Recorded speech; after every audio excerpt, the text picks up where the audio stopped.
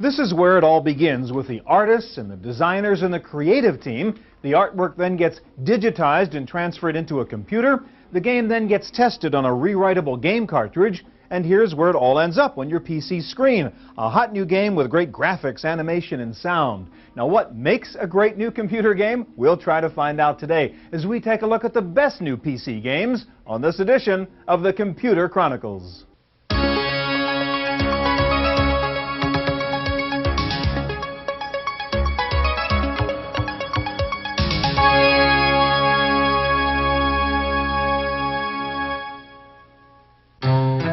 Computer Chronicles is made possible in part by Hewlett-Packard, working with industry leaders to ensure compatibility across the board and across the network. HP PCs, you're looking at partnership in a whole new light. Additional funding is provided by LaserJet printers from Hewlett-Packard. Everything from a new color solution to models designed specifically for small businesses. HP LaserJet printers. You do your job, we'll do ours. And the Software Publishers Association. Hi, and welcome to the Computer Chronicles. I'm Stuart Chaffee, and with me today is Johnny Wilson, Editor-in-Chief of Computer Gaming World magazine. You spend all your time playing with games. I want to ask you, first of all, what is your favorite all-time game, Johnny? I believe it'd have to be Sid Meier's Civilization. Where else can you start from scratch and build your empire and annihilate other people's empires if you need to? And there's some violence in there, too, so you get a chance to sort of, beat guys and play war. That's for sure. If you're a testosterone-driven guy, you're there. All right, on this issue of violence and sex and violence in games, some parents are concerned about their kids doing that. Why are we seeing that so much in computer games? Well, I think violence is the easiest way to express a life and death situation and get the adrenaline pumping. I think it's inevitable to have conflict there. And I think sex is there because it expresses relationships in a quick way of telegraphing ultimate concern. Now, speaking of sex, this is a new game just came out from Interplay called Voyeur. It's a little bit sexy, but it's basically a great interactive movie, wonderful interactive fiction. Their approach to keeping the kids out, because I think it says 17 and older, is you need a PIN number, kind of like you do with an ATM to get in. So if you can sort of click on the right number, it's meant to keep kids out. Some people think it'll just keep adults out. The kids will know how to figure that out. What's happening on the rating side while we wait for this to boot up? Well, there's two philosophies. One gives age-graded ratings from the video game industry and makes the decision for you. The other tells you how much violence, how much language, and how much sex there is in a product, and lets you as the consumer or parent make your own decision. Yeah. Well, on this one, this is just about to start up, and you can see here from this is a scene. What you do in this game is you kind of peer, kind of rear window meets mist, I think you described Voyeur. And there's, a couple of crazy things in here, but there's Robert Culp, Grace Zabriskie. I mean, wonderful actors, wonderful acting in here. In fact, Robert Culp won an award for his acting in this movie, CD, game, whatever it's called. It's really a great piece of interactive movie making. All right, Johnny, today we're going to show you 7 great new games that belong on your PC. One thing that has really made game playing a more exciting experience on a home computer has been the addition of quality sound effects and music. The king of game sounds is a guy from Austin, Texas, who they call the Fat Man. George Sanger, also known as the Fat Man, is a musician on a mission to make the music you hear from your MIDI sound card sound as good as when it was recorded. Here's to gathering food from nature, to living off the land. I think that we'd have rather eat the sand. Sanger began composing for computer games when the audio quality, as he puts it, was like ice cream truck music. After moving to Austin, Texas, he started a group, now known as Team Fat, to compose and record high-quality soundtracks for computer games. The team has produced the soundtracks for over 80 games, including Seventh Guest and Wing Commander. The Fat Man's concern with sound quality stems from the lack of standards among sound card vendors. This huge new technology has been based on an incomplete spec. It's based on this thing called General MIDI, which doesn't have any provision for how loud one instrument should be compared to another. So through no fault of their own, these well-meaning computer peripheral manufacturers have created a whole slew of cards that sound great when you write for them. But when I'm writing on my Roland sound canvas, and everybody else who's writing for games is writing on that, the music that we send out will sometimes, in fact invariably, have one instrument that's a little too loud or a little too quiet, or actually what we found is we have entire musical passages that get lost. To put some order into the sound card chaos, Sanger started a certification program for manufacturers called Fat Labs. When the cards pass the Fat Labs tests, they're awarded the Team Fat seal, a kind of personal insurance that the instruments on the sound card are properly balanced. The result is musical output that is more true to the original recording. Once a standard is established, George Sanger sees a new generation of games on the horizon. We will be composing environments. People who play the games will actually be creating pieces of music. They are, the piece that we write is the work of art. The person who performs it, in a way, participates in the art. So we're not writing songs, we're not writing music anymore. We're writing these playgrounds in which someone can come and be a performer. For the Computer Chronicles, I'm Giles Bateman.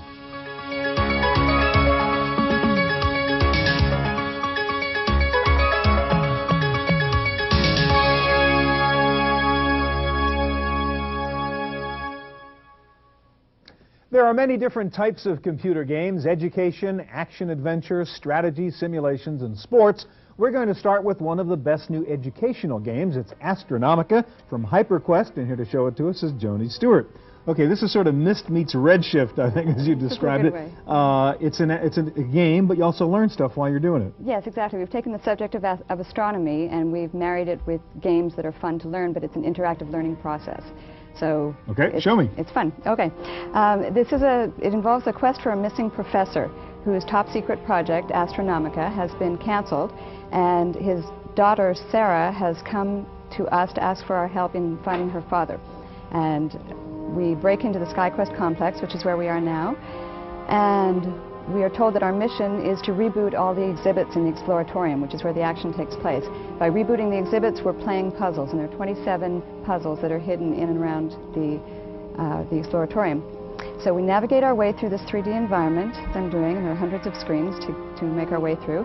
And I'm taking us up to one of the puzzles, and this is the control panel for a puzzle. Exploring planetary pinball. And each one starts off with an overview. The sun holds 9 planets in the web of its gravity. So we get our little lesson here, and then we get instructions based on how we're going. What's the physics of solving the game? Exactly. Okay, so let's play the game. This little I button here gives you the objective. Okay, before we solve it, I'm going to take us into this question mark, the help panel. And here we meet the mentors, and we have Einstein, Galileo, a telescope director, and 2 grad students. We also have a fully interactive encyclopedia of astronomy with illustrations here, but we don't have time for that. So I'll click on Einstein. Okay, see what Albert has to say. An important part of genius is not to give up. Okay, don't give up. Sort of helpful. Okay. Now the object of this game is to shoot a comet and then the outer planets and then the inner planets into their correct orbits. So you choose speed and a launch angle and fire. Ooh, and that crashed. One, we didn't that one crashed. So we have to change we try a different speed or angle speed, or both. Right. Your comet is now in orbit. And so we solved that puzzle. Right. Well, we solved the first part of it. Right. But all the puzzles have this sort of interactivity. There's build a telescope, launch a probe, plot a course, identify the constellations, create a universe, create a star. Okay, so this is now the second part of the puzzle where you have to launch the outer planets, and then we have the inner planets. But I don't think I have time to show it to you. Oh. Okay, that was our new objective. I'm going to take us out of this puzzle and try and navigate out of the room, but before you leave any puzzle room, you have to check the wall monitors. Because if you don't, you can get kicked out of the game by the night watchman. Okay, so you're sneaking in here to solve these puzzles, and he's following you, and he can kick you out, and that's no fun. Okay, so what happens here? So here we either get a message from Sarah, or we get to watch the night watchman. Sarah is the professor's daughter. Yes. We've got a real problem. The cooling system's messed up. This whole place could blow. I'm going down to the tunnel to turn it off. So that was a clue for later. All right, that's Astronomica. Very cool. Thank you very much. Thank you. All right, in the action-adventure category of games, Wing Commander has been one of the leading titles for years, but now Wing Commander 3 has come out, and it is a spectacular game. Mark Day is going to show us how to play it. First of all, This comes on 4 CDs. This has to be one heck of a game. I have visions of sort of moving discs in and out. Absolutely not. It's played similar to playing a Laserdisc at home. Once you're done with disc 1, you move on to disc 2 and you do not go back. So you play through it in a linear fashion. Okay, now this has really been described as a paradigm shift in games. I mean, this really is an interactive movie, isn't it? Absolutely. As a matter of fact, here's an interactive sequence that we're looking at right now. It's the arrival of Admiral Tolwyn onto the space carrier. You're involved in an intergalactic struggle with the alien Kilrathi. And this is demonstrating the interactive nature. We have both linear storytelling, sort of traditional filmmaking, as well as giving the player the ability to make a choice. Well, the legendary Colonel. It's good to see you again. Thank you, Admiral. So Mark Hamill, exactly. You can either choose to score points with the Admiral, you know, somewhat brown-nosed the Admiral, or decide we're all equal.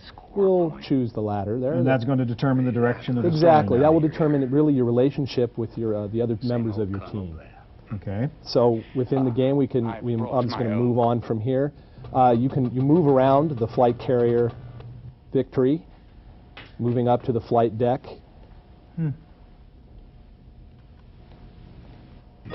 And we'll just go and get a mission briefing real quickly. Welcome, and so what we've done is we've really combined, the best you aspects may of or may traditional not know, filmmaking with interactive. Before every mission, of which there are 50, you receive a briefing from either Admiral Tolwyn or the captain of the ship. Gentlemen, I give you the Confederation's a brand new weapon finest that they've just created to help hopefully ultimately defeat the Kilrathi. And I'm just going to move right into the mission. So we can actually get into the shoot-'em-up action Exactly. And again, there's the interactive movie, there's sort of traditional linear movie, as well as a fully functional combat flight simulator that's state-of-the-art. So you see Mark getting on, I should say Colonel Blair, Mark Hamill. You get them confused sometimes. All right, so we're loading up the mission right now, Exactly. and we're going to get out there and fly around, fly and shoot, blow up the bad guys. Right. Clear to take off. And here we are. And so we're leaving the deck of the carrier and moving into enemy territory. Wow, that's nice. Absolutely, fully modeled texture map, polygon graphics. It's a 3D flight simulator. I should say space flight simulator. Right. All right, just show us a little bit of the action arcade stuff. There. Certainly. Taking it to him. Moving for the kill here. Unfortunately, they're approaching from a little far away in this That's battle. all right, we'll give you time. Oh, there was one that snuck up on me. Now, how do you manage the kind of speed you need for this arcade action and coming with the CD-ROM? Well, in this case, it does play off the CD-ROM. You were given, as a player, you're given the option to load more or less of the game onto your hard drive as to your system's needs, as well as the game can be played, as we're seeing right now, in VGA, or it can also be played, we were watching SVGA, it can be played in VGA, which for people of different systems, and I have just been destroyed. No, the expert. I did not do well. I turned to talk, and That's all right. Blown out of It's hard to space. fight and talk at the same time. Absolutely. All right, Wing Commander 3 looks great. Thanks a lot, You're Mark. very welcome. All right, as we've just seen, computer games have become full-scale Hollywood productions. Now, how do they integrate all these movie stars into a computer game? We're going to show you a few examples from 2 of the leading interactive game companies, Rocket Science Games and Mechadeus. Tully, I'm going to fry your ass. This is Ned Beatty, a film and television actor and now a character in a computer game called Loadstar from Rocket Science. Loadstar is a science fiction adventure that mixes live-action sequences with digitally painted backdrops, computer graphics with tiny 3D models, and full-sized mock-ups. It's an example of a new generation of computer games that mixes the digital with the physical. Beatty plays a futuristic sheriff and the nemesis of outer space truck driver Tully Bodine, played by Barry Primus. The goal is simple, if not obvious. Players must maneuver the Loadstar craft into a spaceport to rescue a load of camels stranded on the moon. Several gigabytes of video clips were compressed and arranged so that no 2 plays are alike. The mixture of Hollywood and Silicon Valley leads to some strange but ingenious combinations. Characters and models are filmed separately, then composited over digital backgrounds. These create a realistic link to the game's fantastic environment. Tully, I'm going to fry your ass. Also counting on movie star magnetism is Daedalus Encounter from Mechadeus. The characters in this game include some well-known flesh and blood actors, including film star Tia Carrera and Christian Boucher. The human actors have to stretch their imaginations to the limit to create the illusion of reality within a digital world. The game is played through the eyes of a third party called Casey, who actually is a disembodied brain on the ship. And he can control a remote control probe that can fly around with the characters as they explore the ship. And this is the interactivity branching here for the game. You help the characters at various points. You have to solve puzzles. You have to go out and find objects and help them defeat creatures which are flying around the ship that are kind of like flying piranha that we call Kryn. Living actors will undeniably add a new dimension of realism to computer games. Whether they'll add pleasure to the game-playing experience is too early to tell. For the Computer Chronicles, I'm Giles Bateman.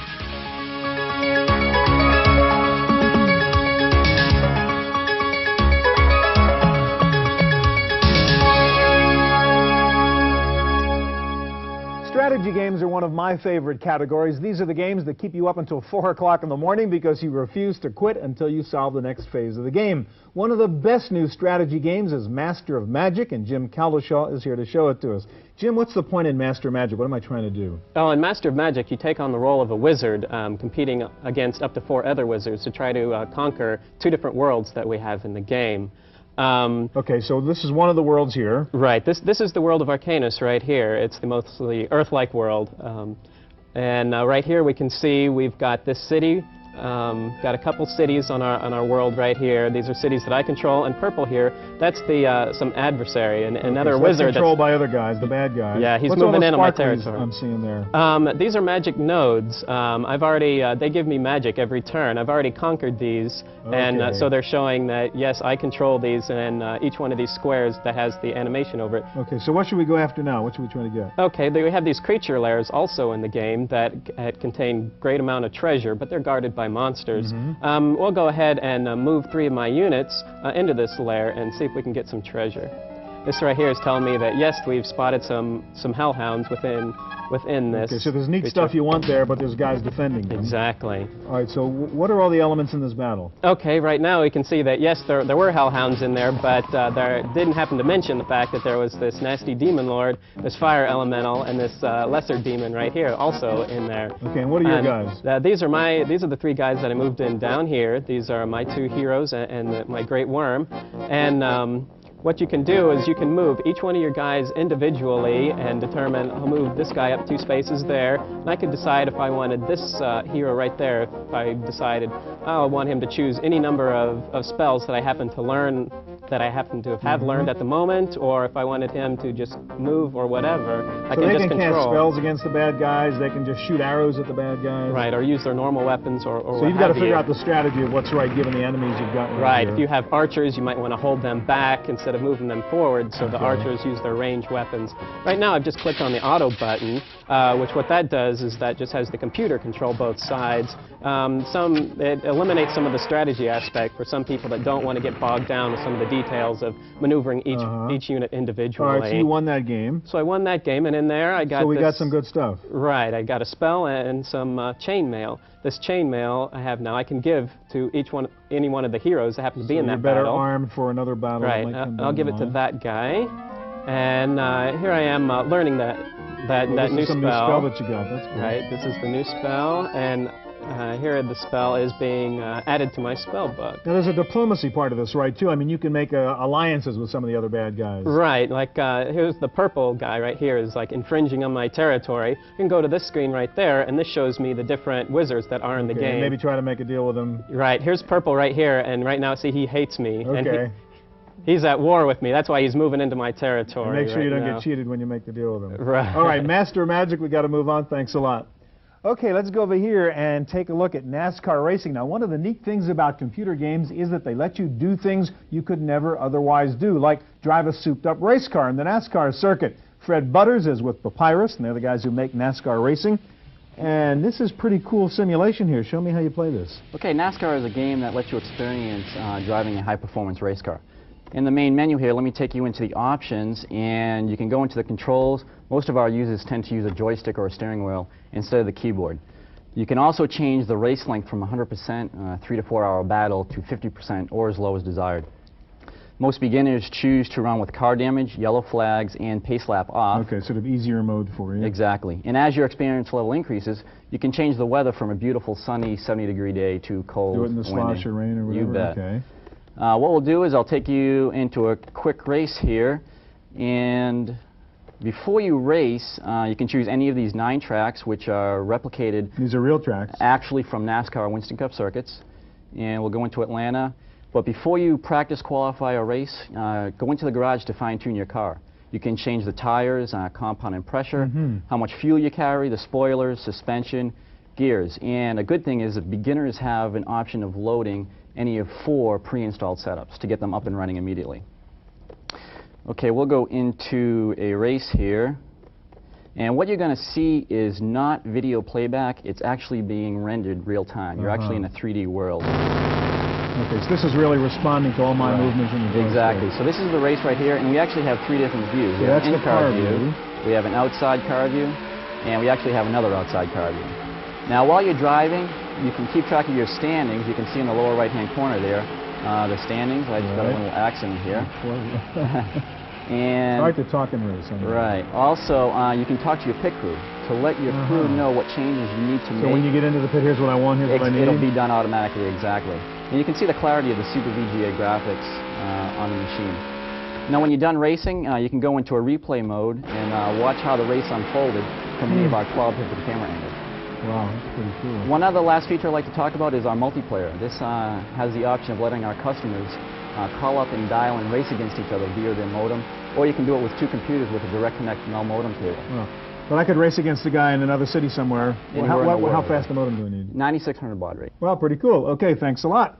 All right, now computer sports simulations are getting so good that it's like watching TV and having control of the players. Perhaps the best of the category is the new Front Page Sports Football from Sierra Online. Stephen Miles is here to coach us with it. Hi, sir. All right, now in this game in Front Page Sports, you can actually be a coach or a player, right? You can do either end? Right. All right, show us a little bit of the game. All right. The nice thing about Football Pro 95 is it was designed to be attractive to a wide diversity of players. The novices are able to go in and play in what we call a coach-only mode, where you're able to just select a particular play. Let's go ahead and start a game that's already in process.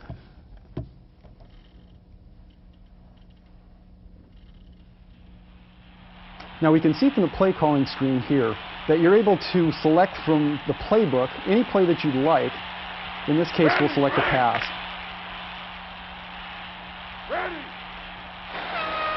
Now all I have to do in the coach-only mode is to hit the button to actually do the hike, and from there the players on the field take over. All right, so the computer's running the action right now. Right. And it tells you what happened. Now here we have a description of what happened in the play and the major players that were involved in that. We're also able to see an instant replay, so that if you want to see that over again, you can do that. But the nice thing about Front Page Sports Football Pro 95 is that you can really go in and edit the ones that you've done previously. For instance, this is one where Barry Sanders did a particularly long run for a touchdown. Now we can watch this is an instant replay again of a play that took place before. Correct. Here you can see Barry Sanders take the handoff, run around the side, the guy misses his tackle, and he runs in for the touchdown. Okay. Now if you wanted this to look a little more dramatic, you could rewind it back to the beginning, pull up what we call the CAMS control, zoom in, and advance it a little ways. Now maybe when you're actually getting to the edge and you see this tackle coming over that gets missed, maybe you'll want to zoom in for dramatic effect. You can go in and frame by frame, zoom in a little bit, advance a frame, zoom in a little bit more, advance another frame, and then maybe you want to pivot it around so that you can see a better view of the man missing the tackle. From there, you can just continue on. And now, for a little more dramatic effect, when he goes into the end zone, maybe you want to see the guys that are pursuing. Got your sky cam working there. Right. And Barry goes in for the touchdown. Now you can see that again as you've edited it by turning off your CAMS control, rewinding it, and then watching it again.